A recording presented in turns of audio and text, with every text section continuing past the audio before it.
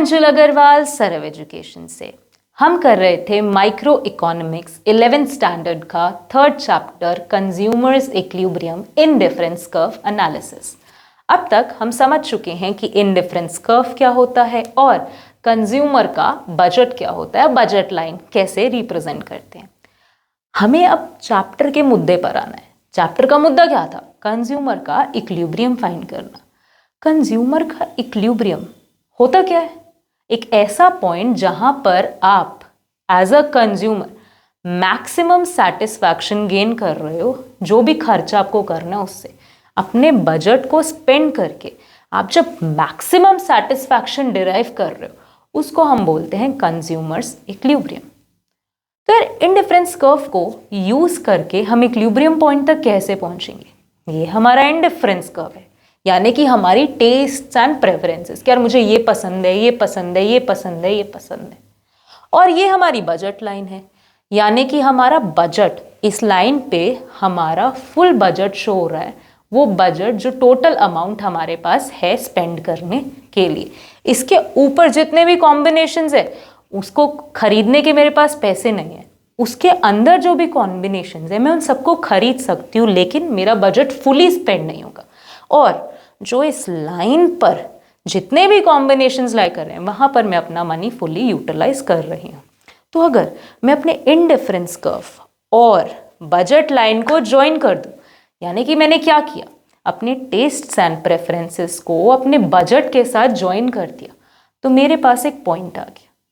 ये पॉइंट है मेरा पॉइंट ऑफ कंज्यूमर्स इक्विलिब्रियम।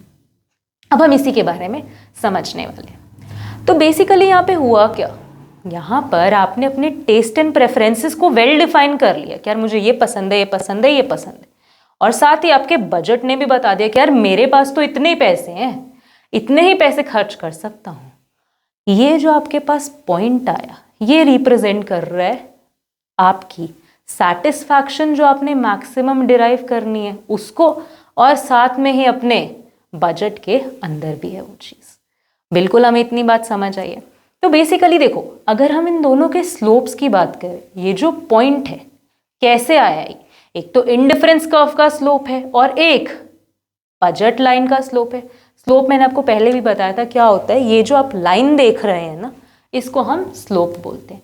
तो अब ये स्लोप कैसे बना है, हम अभी तक इंडिविजुअली तो समझ ही चुके हैं ना। बजट लाइन का स्लोप कैसे बना था? प्राइजेस का रेशियो था, लास्ट लेक्चर में किया ना हमने, प्राइजेस का रेशियो।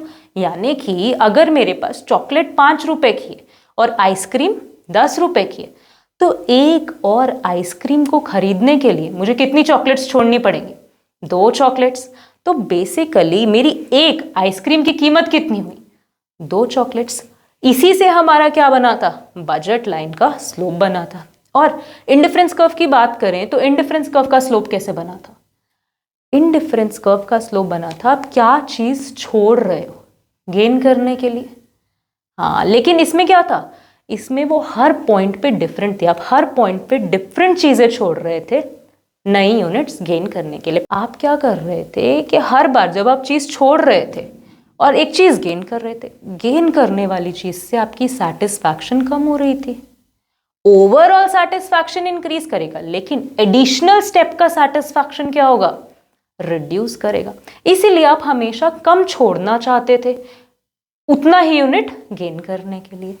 इतनी बात हम समझ रहे हैं। तो इंडिफरेंस कर्व का स्लोप हमें क्या दिखा रहा था कि आप क्या कर रहे हो, आप जैसे जैसे चीजें छोड़ रहे हो आप उन्हें कम छोड़ना चाहते हो। इसको हमने क्या बोला था? MRS, marginal rate of substitution. कि आप हर एडिशनल स्टेप के साथ आप सब्स्टिट्यूट कैसे कर रहे हो, आपका क्या बिहेवियर, आप कितने यूनिट्स छोड़ रहे हो।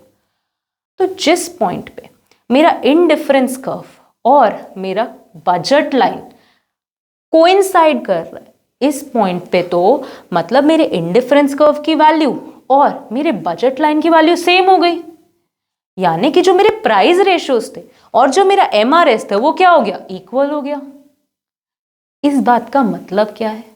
ये जो पॉइंट हमने कह दिया कि इस पॉइंट का मतलब है PX/PY is equals to MRS। Price ratios हमारी मार्जिनल रेट ऑफ सब्स्टिट्यूशन के इक्वल है।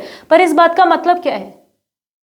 इस बात का मतलब है कि मार्केट जिस रेट पर सब्स्टिट्यूशन कर रही है, यानी कि मार्केट आपको क्या बोल रही है कि यार देखो, प्राइस है चॉकलेट का 5 रुपए, आइसक्रीम का 10 रुपए, तो एक आइसक्रीम खरीदने के लिए आपको कितनी चॉकलेट्स छोड़नी पड़ेगी?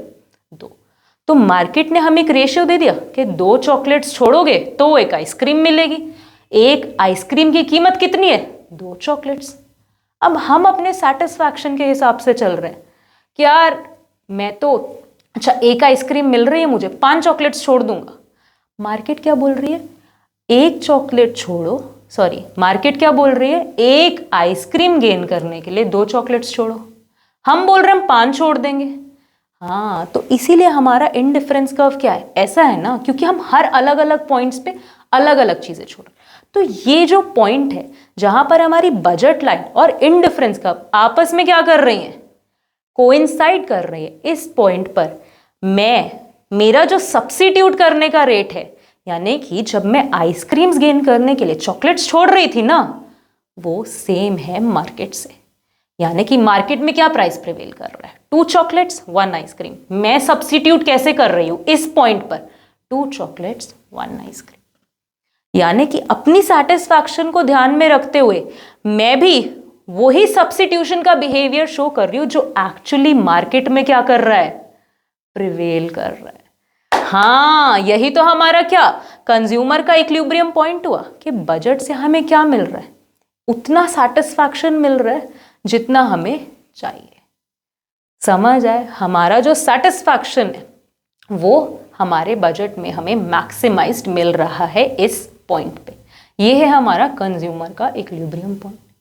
अच्छा, कुछ और सिचुएशंस इमेजिन करके देखते हैं। अगर मैं इसी ग्राफ पे आईसीज और ऐड कर दूं, इसी हम बजट लाइन को एनालिसिस करें आईसीज की फैमिलीज के साथ, तो हमारा आईसी जो पहले था, जो पॉइंट पर टच कर रहा था, हमने बोल दिया कि वो इक्विलिब्रियम का पॉइंट है। पर यार higher the IC give higher satisfaction, तो मैं यहां पर कंजम्पशन क्यों नहीं कर लेती? मुझे तो अपना सेटिस्फैक्शन बढ़ाना है ना, तो मैं कंजम्पशन हायर आईसी पे क्यों नहीं कर रही हूं? राइट, क्योंकि मेरे पास उतना बजट ही नहीं है, मेरे पास उतने पैसे ही नहीं है उस कॉम्बिनेशन तक पहुंचने के लिए जो सबसे हाईएस्ट आईसी पर है। इसीलिए हम हायर आईसी पे कंजम्पशन क्या नहीं कर पा रहे। अच्छा, और सिचुएशन इमेजिन कर लेते कि ठीक है यार हायर तक नहीं पहुंच पा रहे, लोअर तक तो पहुंच सकते हैं ना।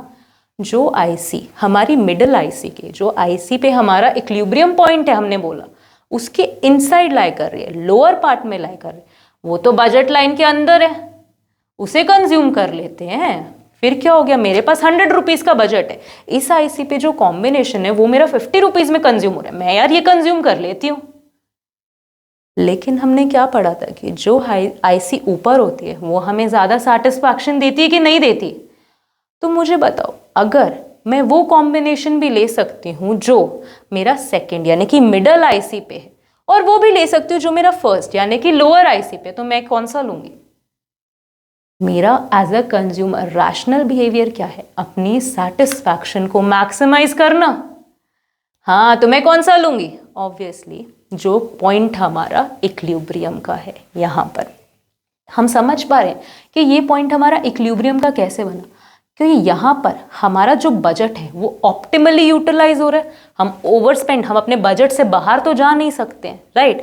बजट ऑप्टिमली यूज हो रहा है और इस पॉइंट पर हमें सेटिस्फैक्शन भी मैक्सिमाइज्ड मिल रहा है। हम अंदर भी तो कर सकते हैं पर हम नहीं करेंगे, वहां पर हमारा सेटिस्फैक्शन लेवल क्या है?